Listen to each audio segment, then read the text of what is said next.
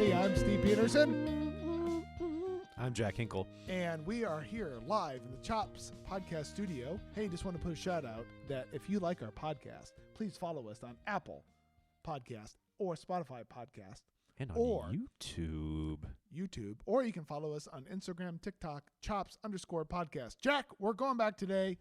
We're ready to go. It's really cold outside. It's really we're cold. kind of in the middle of this like great amount of snow, ice, really cold temperatures, and we're back at it. The jazz bands are in full regalia. It's solo and ensemble season. 8th grade orientation, freshman orientation season, basketball pep bands in full gear. The musical is cranking up. It's busy. Oh my gosh, It's we're working busy. on concert band tunes.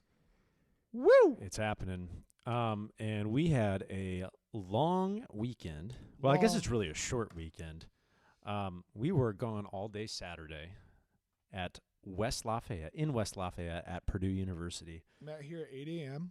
8 a.m. Got home about midnight, Yep. a little before midnight.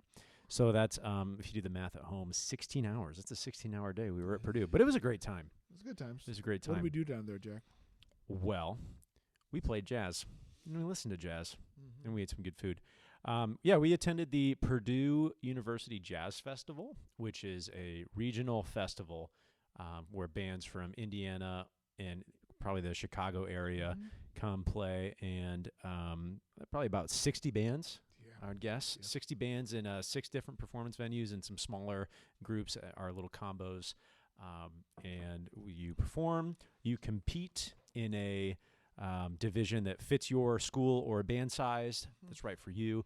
And at the end of the day, you come back and listen to a concert with the top jazz band at Purdue University and 2 guest artists. Those guys were legit. Yep, they were Kids fun. dug them.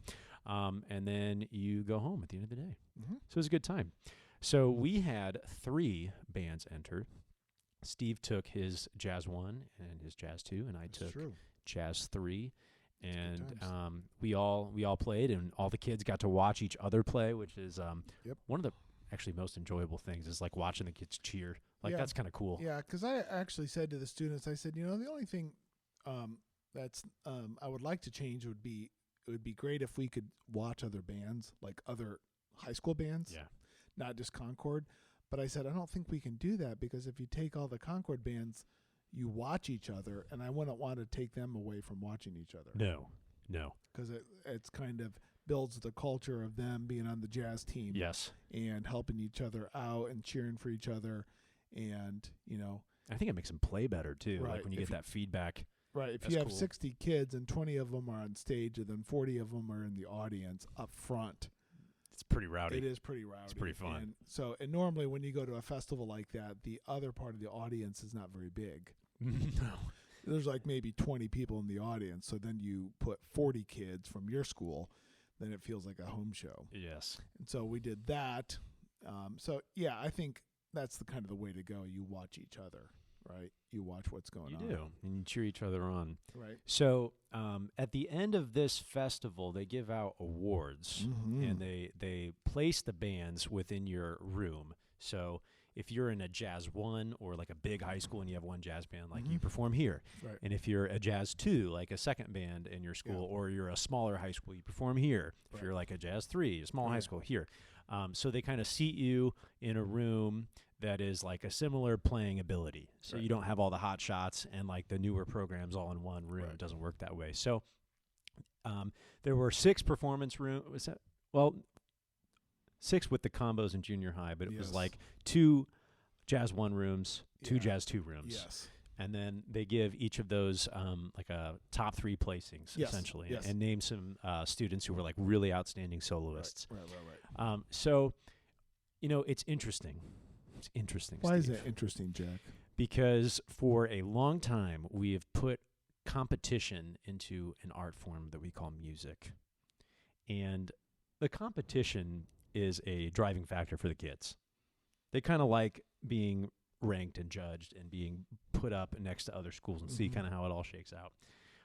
But at the same time, competition feels very oxymoronic when it comes to an art form.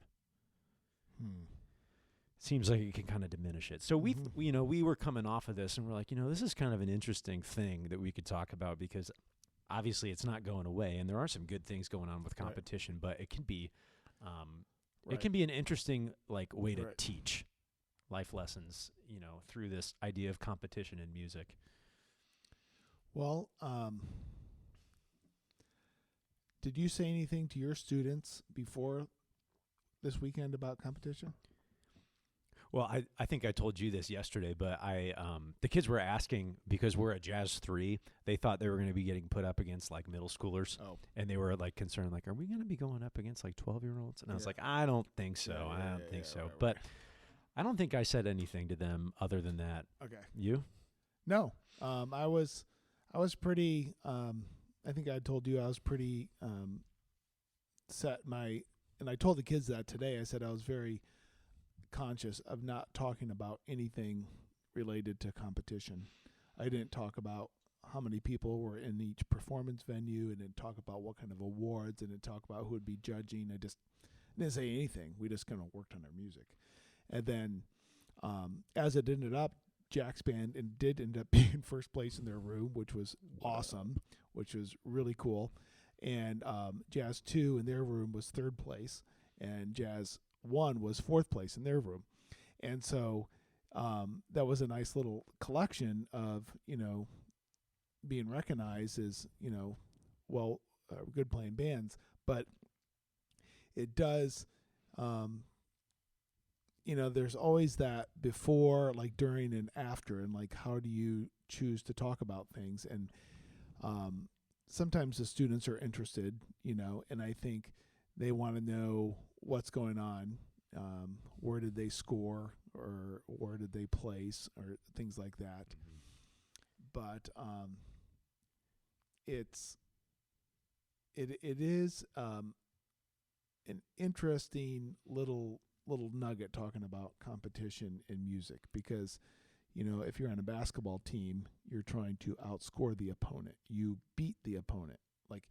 Yes, you play well yourself, but you have to score more points than the opponent. There's a scoreboard. That's how you win. It's objective. That you beat another team. Band music, you don't compete against somebody directly head to head. You don't compete at the same time and you play louder than each other and drown each other out. Although that'd be kind of fun. That would. We call that pep band. Call that pep band and let them have it. But you don't have that, and so you're not really competing simultaneously with anybody. It'd be like an essay competition, right? Yes. There's a rubric that we get scored on, and we're given that rubric at a time, the judges sheet, and we can see the categories of what we're being scored on. And ice skating. For those of you that watch the Olympics. Where they show an 8 or a 9 or a 10. Right. Yeah, it's that same idea. So we all got ranked, and it's scored out of 100 from each judge, and there's a point system. Right. So, and I disclaimer, I should say too, this is music centric, because it is music and competition. But at the same time, if you're a teacher listening and you play games in your class, right, and there's a winner and there's a loser in your class, it's kind of a similar idea, because a competition / game can be really fun to employ in your classroom setting. But you got to keep in mind, if there's a winner, there's probably a loser too. And how do you choose to spin that is kind of the game that we're playing. And for us, it's either we all win or we all lose, or somewhere in between, right? But how you talk to the kids, how you frame that, or choose not to frame that to the kids, I think is a really important part of the process, especially in what we do. Right. And if I can wind it back. Wind it way back. Going back to Kentucky, my first job teaching in Southern Kentucky with my marching band of 20 kids. The first year we went, we didn't compete. We just went to watch other bands. The second year I was there, we did enter 2 contests. And I think both times there were 30 bands back to back. That is a lot of bands. The first time we were 30th. The next week we were 29th. We were at the bottom of the barrel. Then the third year, we went to 4 contests, and we ended up winning like 2 of them. Yeah. And then the fourth year, we went to 4 contests, and I think we were first place in 1 of them. But the band was getting better, but also when I pulled back and realized what was going on, it was like the competition, like at these contests, would be like 30 bands, and they would like divide it and subdivide it and divide it into like groups of 3, just so there was like manageable classes. Yeah. So you were like beaten up on, I mean, we weren't that good, but we were beaten up on bands that were like really not good. And so it just happened to be that we were getting better, and we were awarded for that, but we were just getting better. And I just remembered that like sense of like joy or sense of like accomplishment, like those students felt. Yeah, I mean, yeah. I can totally remember that, of them like winning that, and like what, I mean, it felt like they won state championships, you know? But that was a competition. And would that have been as memorable of a performance if it was just like a festival, like they just said, good job? Yes. No, I understand. Or if we would have gotten third place, would it have been just as meaningful for the kids? No, it wouldn't have been.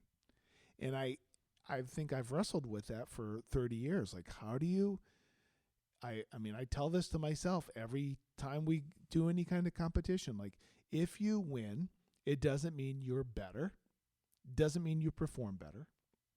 And if you got a low score, it doesn't mean that you perform poorly. Because like, you know, if you're going up against world-class competition and you're at your maximum and you get, you know, beat up by other bands, you know, quote unquote, that doesn't reflect poorly on you. Or if you're like competing against a second grade recorder ensemble and you're a high school marching band, like, and you beat them by 50 points, it doesn't make you better because you won. Right. But there's like this great sense of accomplishment that we have in our society. Like, if you win, Yes. then you're like, it's you've done something. It's a little dopamine hit. You're There's like, a dopamine hit, yeah, even though you don't good. even maybe know the ramifications of the competition. Right. And you know, hopefully are keeping track of what's going on in the entire process, and you're increasing in ability and performance level. It is hard to think about too, with the motivation factor, like what you're talking about. You know, I was thinking about this morning because I was trying to figure out what to say to my kids, because I want to celebrate, like I want them to be able to celebrate that, Yeah. but I don't want them to put a lot of stock into it. Yeah. So it's like a hard line to cross. So I don't think I actually talked about it that much. I think I Mhm. said, "Congratulations, Honor Band, Yeah. well done," and then I kind of left it at that. Yeah. You know. Yeah. Good. But I was thinking about it today. I was like, it's kind of like the dark side of the Force, like Yeah. the trophies, because it's like a really powerful motivator. Because a lot of kids like want that, and they're like, ooh, we can win, we can do this. But if that's like your entire motivation, like, what are you doing here? Like, this is like, we're making an art form. Like, this is probably one of the last times that like you're gonna be like in a competition for art form, yet you can spend the rest of your life creating art. You know, like that can't be the thing that like keeps you around. And for our kids, I don't think it is. Right. Especially in jazz, like that's not the thing that keeps them around. But it is something that like I do want them to be able to feel good about and celebrate. Right. So it's a hard line to walk. But I think that the winning is like a byproduct. It's not the product. Yes. It's a byproduct. Right. And for those of you listeners that were there, because I'm assuming we have some listeners that were Mhm. there, right? That we probably heard it. I think the enjoyment level from the kids who performed was very high. And there's a certain high you get when you perform music in front of an audience. Yes. And even directing it. I mean, I didn't play a note, but I was Yeah, vibing. sure, Like, you that were was fun. I jumping know up. you Yep, were yep, too. yep. And that's like the thing that keeps us coming back. And the trophies are just like a byproduct of all of that. Yes. And it's like such a magical feeling. And I told the kids in warm up, I tried to get my Ted Lasso on, but in these competitions, you usually get like a 30-minute warm up slot in some other room. And I told our kids, like, you're pretty spoiled at our school because we just had a jazz concert in the fall.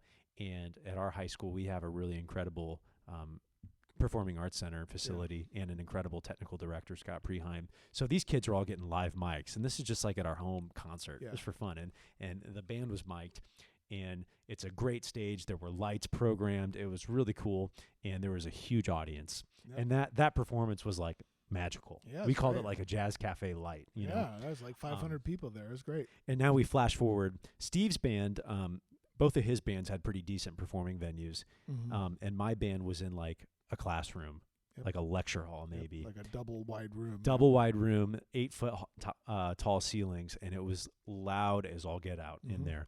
And it was not really a magical space. So, and I told the kids that going in, I was like, this is going to be like a pretty lame performance venue.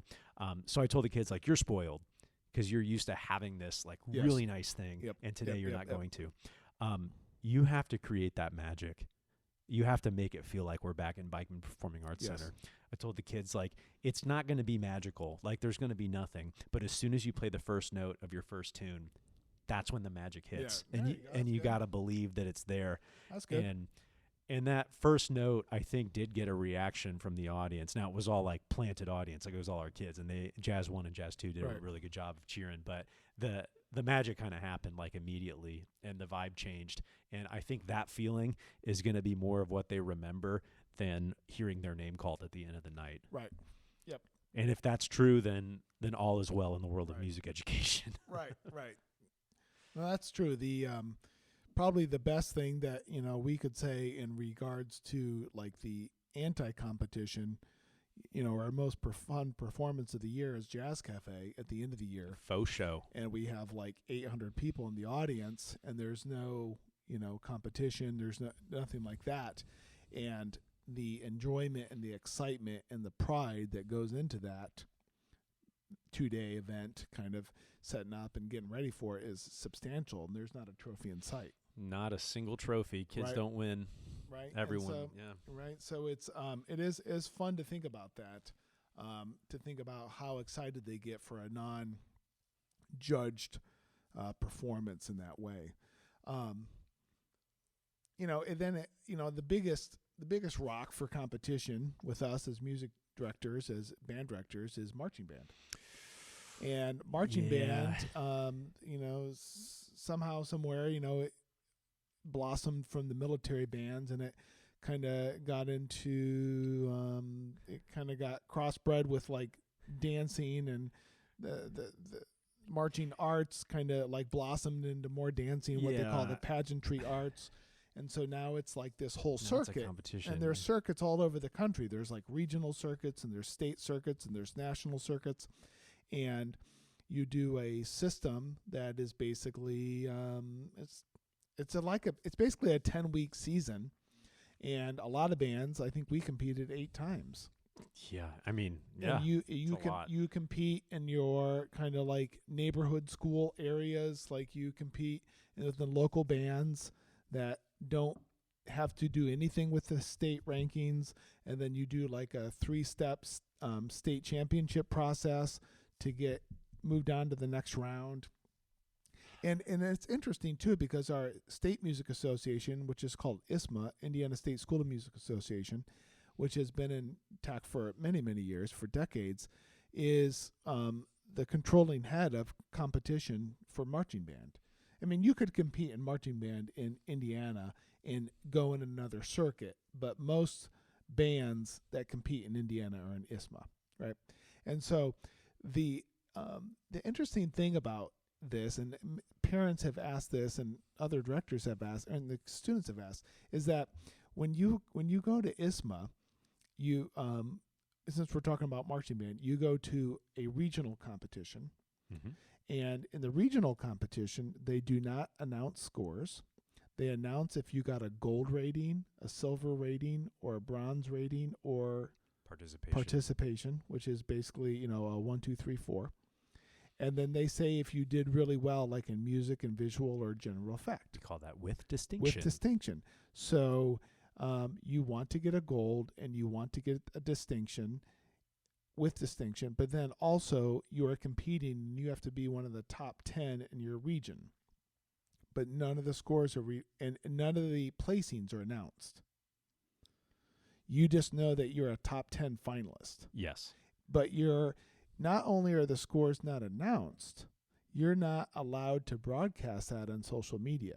And if you choose to tell your students, it's the understanding is that we're not putting those things out there. And in fact, there's a penalty if your band does a poor job of releasing scores and information that they shouldn't. You can get your music department in trouble. Okay? So then you get to be in the top 10, and then you go on to the semi-state level, and there's 20 bands there, and you don't get a rating, and you try to be in the top 10 out of the top 20. So if you get in the top 10 at semi-state, then you go to state. You don't know who wins. If you're just at the contest and you listen, you don't know who's first or 10th. But only do you do that if you're a director, and then you have access to the score sheets and you see that. And then most band directors share that with their kids. They're like, please keep these private, but this is where you place. Yes, and ISMA says that's you may share for educational purposes. Right. Like you get the scores for educational purposes, and you can tell your kids, right? But they cannot publicize them. But you can tell your kids like, hey, we got first place in music, really well done. Right. But hey, check this out. We're getting 6th place in your visual, so make sure your marching needs to, tighten up a little bit. Right. So that's what it's used for. But yeah, the sharing of it is not looked no favorably go. upon. But then you get to the final week, like state finals, and I see where the you're state going. Okay. finals, which is the final weekend of the season, and you go to Lucas Oil Stadium, and then they do announce placings, 10 through 1, and they say that out loud with everybody and standing on the field listening to results. So at that point, the results are public, but again, the scores are kept from you. And this is not a diss on ISMA. I just think it's it's fascinating. It's an interesting spin, like on what are we actually doing and what's really important and why are certain things being held back or not. But and I think in ISMA's wisdom, and like it's a sincere tone that I'm using here, seriously, but it's like they don't want to like objectify what students are doing in music and like as far as like to the administration and to the community and just make it like an extracurricular like ram and jam numbers game. It's like supposed to be an educationally sound institution. Yes. And it's supposed to encourage people of all abilities and all levels. And they have different divisions and different organizations that you can be in. So basically anything that if you're like really proficient at things or if you're just a novice, you have a place. There's a kind of a scope, a class that you can be a part of. Mm-hmm. But it's competitive. It's really competitive. And a lot of kids need that for marching band. And you can get away with not doing competitions for jazz band. Right. But marching band engagement across the country, I would imagine, would go way down if there wasn't a trophy at the end of it. Right. And I think it's so interesting to think about, well, could you do a 10-week season in marching band and not have it competitive? And like could you get to the same level? Yes. Or could you try to get to the same level? But I think part of it would have to be set up to make sure that you had a performance venue where people showed up and like watched it and were like really excited about it. And you weren't just like a halftime of a football show or a halftime of football. We call that a football game. You're not just the halftime of a football game, but you actually had like a marching band concert contest. Yes. And like parents showed up and festival and you just cheered for everybody. Yes. I don't know. Like, could you do that? I think that'd be a tough sell to kids, but I think that's because we've set the status quo for so long. Right. If that's what it always was, I mean, I'm sure we could get people to do that. But the other part of it is my gosh, the state finals in Indiana are like so you're talking about pageantry. Yes. I think of that as like a good term for what it is, because we go to Lucas Oil Stadium where the Colts play. And I know we talked about this in a previous episode, but I'm just telling you, like the setup for the final award ceremony is like the most dramatic. Yep. I'm going to say painful for myself. Sure. It's extremely painful. I mean, here's how it goes. In 10th place,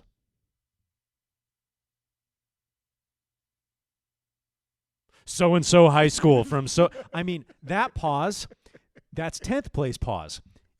Here's how second place goes. And when they announce second place, that They're really announcing first place. because you've already heard the other 9 bands. In second place,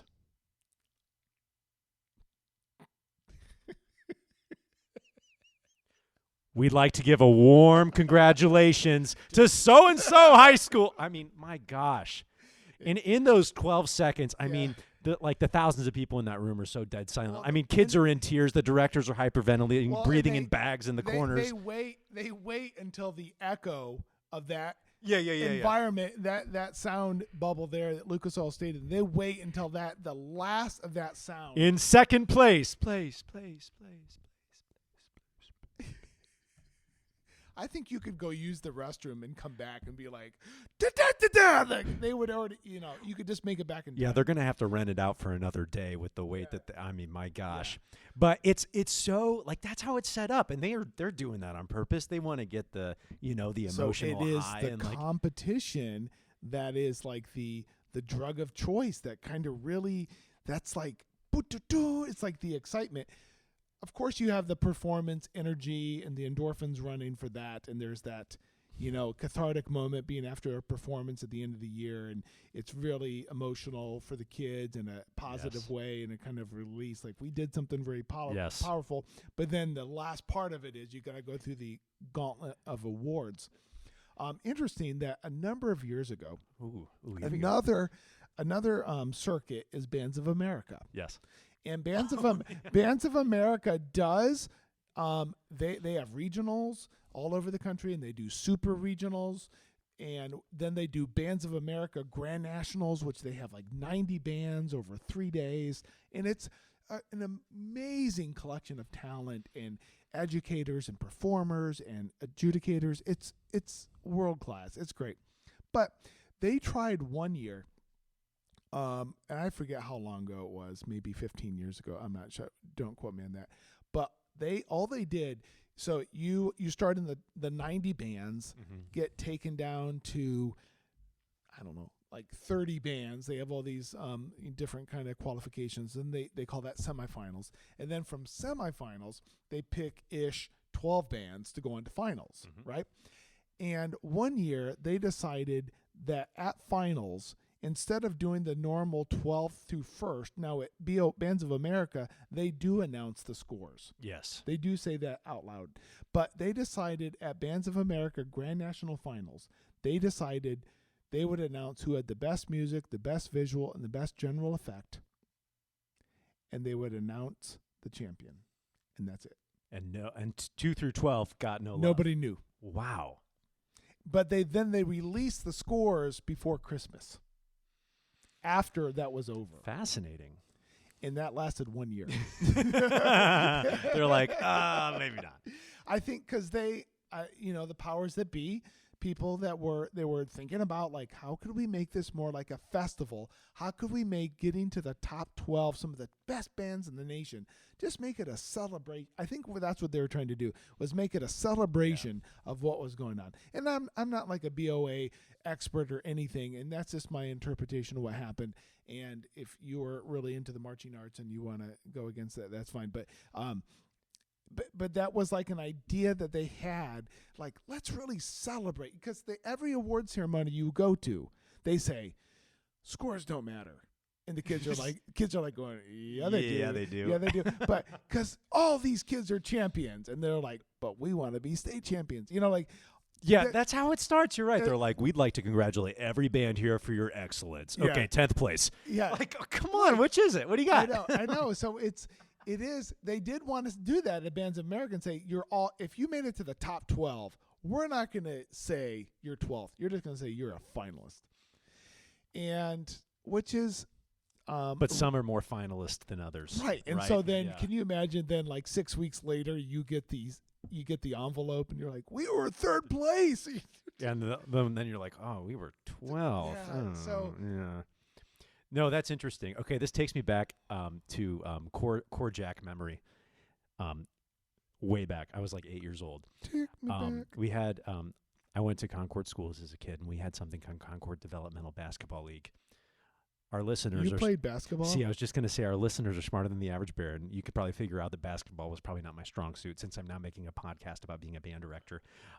I was pretty rough at basketball. Well, that's not true. I was pretty average at basketball. I was pretty average. Well, yeah, you'd have to be really bad as an 8-year-old to shine as a bad one.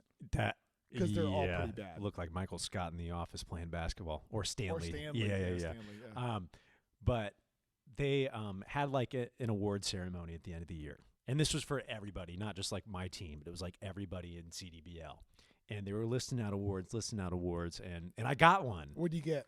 Most improved. Yeah, you did. Yeah, I did. Now, I was like, oh, cool, most improved. Like, that's cool.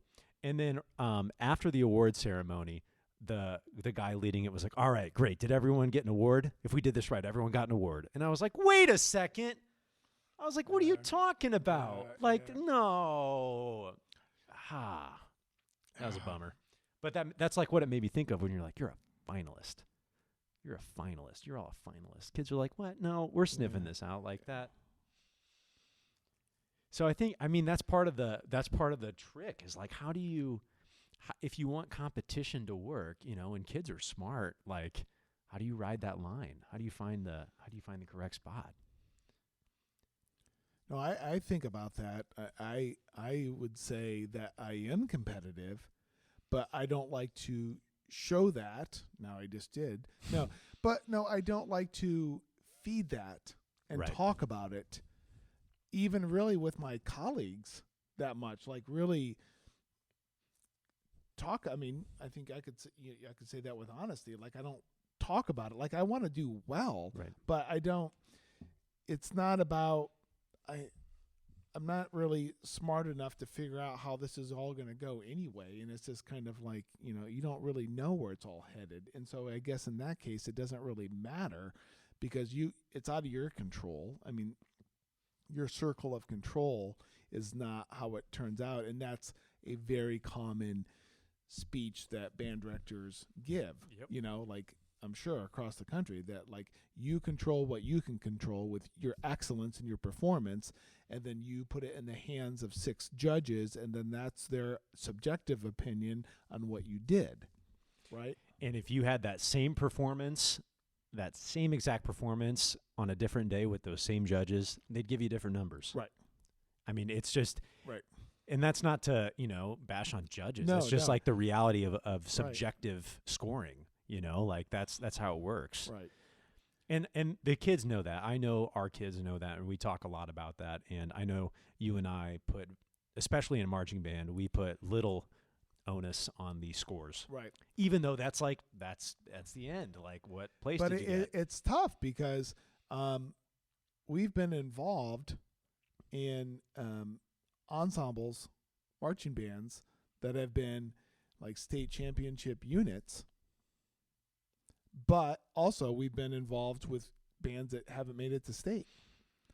And so that's like an extreme that if you make it to, if you're a state champion, that doesn't mean that you performed better just because you got that title. Right.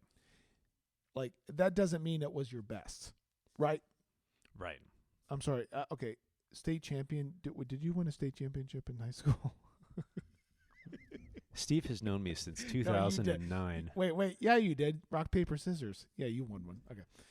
2011 when you were a junior. Yeah. Okay, I got you. Your last year in marching band was 2012. I know that. I know exactly. He's back.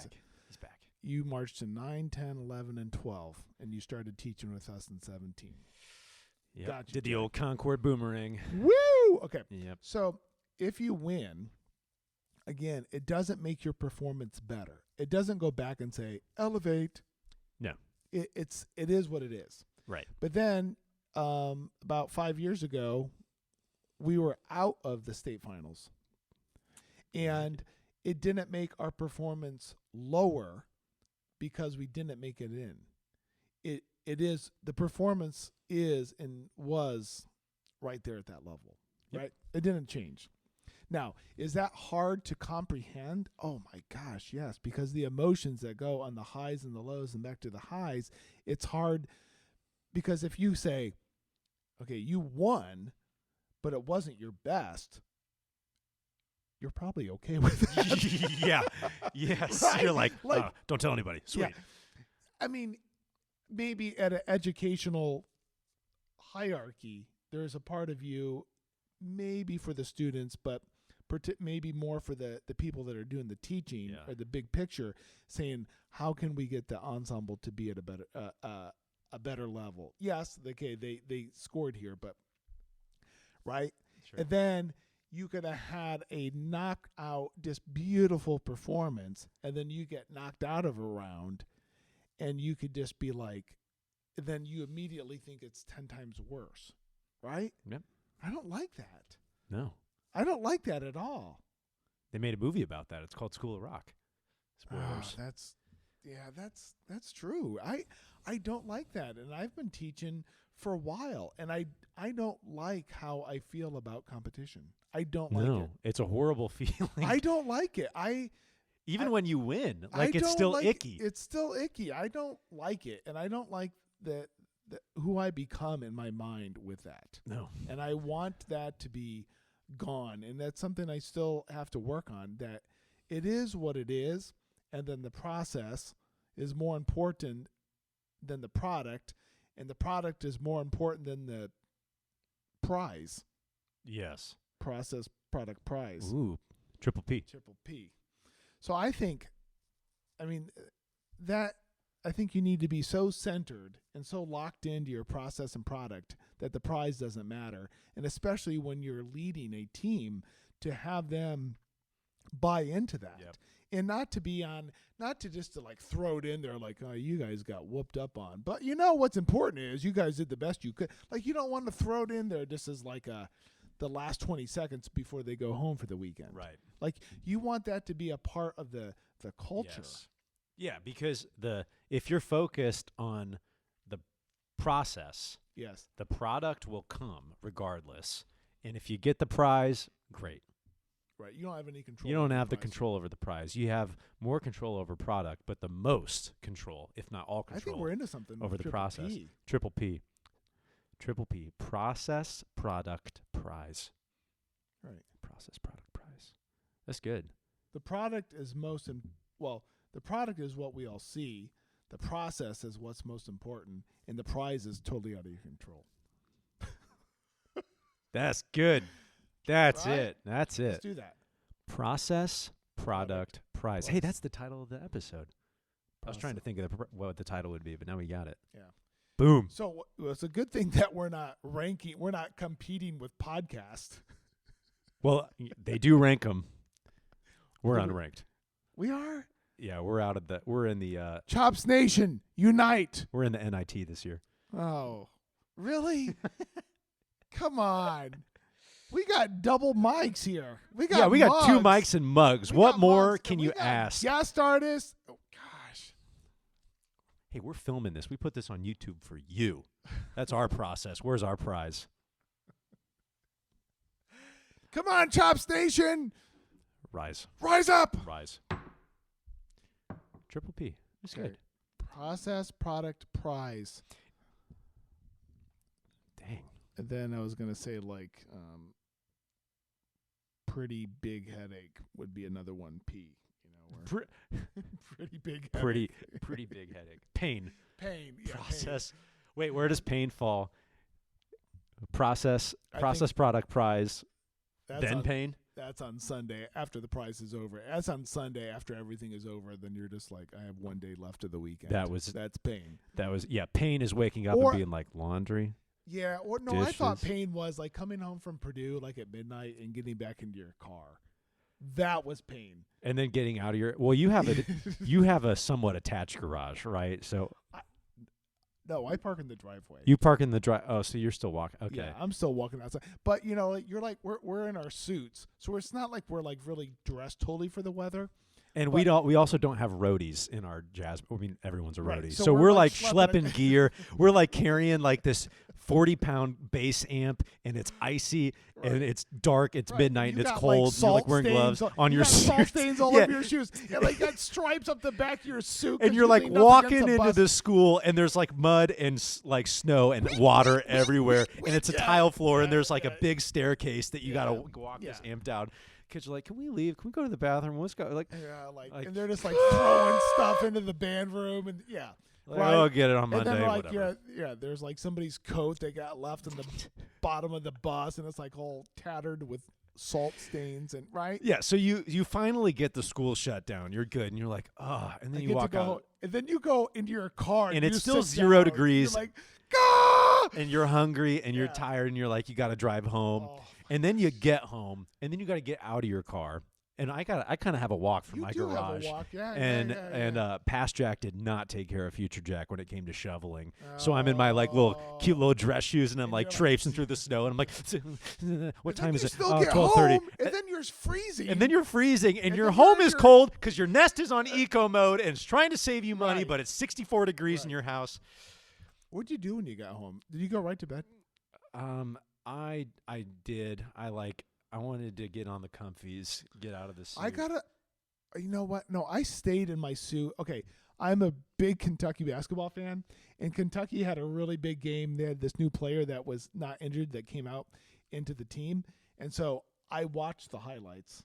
I got home like at 12:30. Well, he was checking the score throughout the Jazz day. So I was sitting in the back row, like kids are like, "Wow, these guys sound really good." I'm like, yeah, slam it. No. So I got home, and I was kind of like falling asleep, but I was like wanted to watch the highlights on my phone and some channels I follow. And I was like trying to watch stuff, and I was listening to the post game show on the way home, and but it was still cold. It was It really was cold, cold. and it was You're in dress- snowy. And you're in your dress pants, and It's it's a just lonely like, feeling. right? And then you got to get home, and then you're still wound up. Like you're wound up from the day, and you're trying to like play through stuff in your head and making sure the kids get home safe and get Yeah. out, and you're worried about it. But then it's like 1 a.m. and you're like still wired. And then here's the struggle, Okay, and this go. is the marching band struggle Go. too. Saturday is shot because you spent your day teaching, working. Right. I mean, it's fun. Don't get me wrong. Right. But here's your dilemma. It's 1 a.m. Yeah. Do you want to get your 8 hours and then you're up at 9? But if you do that, then you're going to be up until midnight on Sunday when you got to wake up at 6 a.m. on Monday. So do you want to deprive yourself of sleep Sunday to Monday Yeah. or Saturday to Sunday? That's right. the dilemma. I chose Saturday to Sunday. You got your sleep? Or No, you stayed up? I Saturday to Sunday I woke up and then early, like I got up at 7 on Sunday, and then on last Sunday. night, last night went to bed at like 8:30. Okay.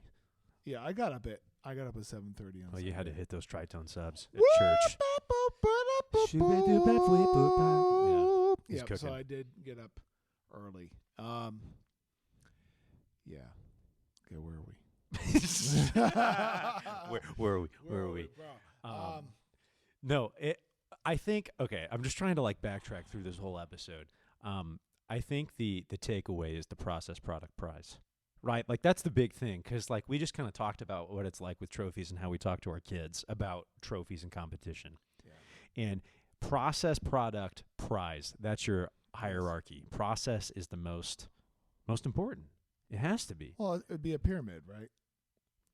But the pyramid can be complete without the prize. You know, the pyramid analogy can be confusing because the most important thing's at the bottom. Right. That's right. But I'm with you. It's right. the It's the base, foundation, the foundation is of the what process. You do. Okay. But that's true for like any sports team too. Like you can, I mean, if you're a basketball team, yeah, the win is much more objective, right? Yes. But if your practices stink, you're not going to be a good basketball Right. team. You know? I think athletic coaching is wonderful to talk about. In just Well, Steve wanted to be a basketball I coach in did. I another wanted life. to be an NBA coach. I wanted to do that. You'd get so fired up, dude. You would have the best. You know when they do like the little huddles and they mic up the coach, you would be all over That's that. all I could do. That you would be the stunt double. You could just sub in for the coach. Put me in, coach. Coach, put me in, coach. I can do the timeouts. Okay, guys. We We gotta could, post up here. scribble Okay, it, come on. And I could slam the board. Oh, you down could to bring there. the Ben cue. Put the Ben cue, do the 2 fingers to bring up the marker, and then just like, okay. Wait, where's could that? do Okay, that. hey, if anyone see my Coach, you readers? just spit in my face, right? Coach, you spit in your face. I can't even tell what you're saying, Coach. Slow down, buddy. Well, okay, I know we're almost out of time. The other thing it does make me think about is with academic. Well, this is probably another episode. But like academic competitions, not the Spell Bowl and Academic Bowl, that kind of stuff, but like AP testing, Oh, wow. Lay it on me, String B. right? Because the process, the product, the prize, right? Yeah. And that's totally different because that's not artistic. That's AP tests are not Yes. artistic. You're playing. You're solving the puzzle. So okay, bad analogy. Stop. Rewind. Zip it. We need Scott Spradling here on that. Captain Queeg is in the house.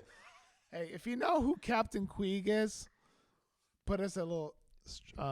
If you know anything about the movie called The Caine Mutiny, okay, let me know. Put us or Jack know on Instagram or TikTok. Yeah. What is the because I got these.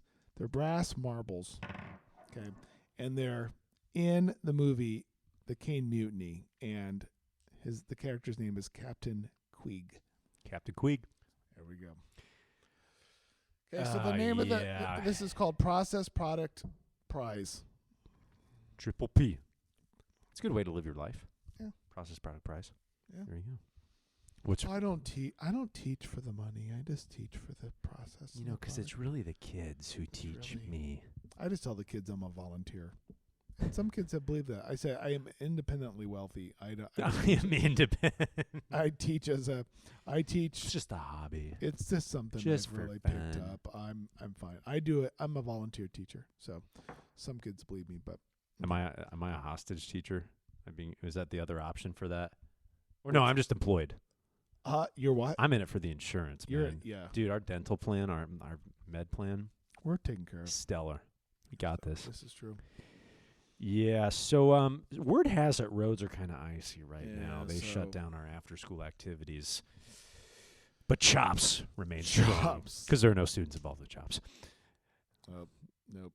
We did not put students at rest. We sent them home right We after sent them school, home. We even sent though them we have solo and ensemble. this We're week. like, And trumpet our choir's like, are ensemble- we rehearsing today? I'm like, no, we can't. They're like, are you sure? I'm like, yeah, I'm sure. We I cannot rehearse. can't. They said go home, and we And cannot we have say, the kids. Okay.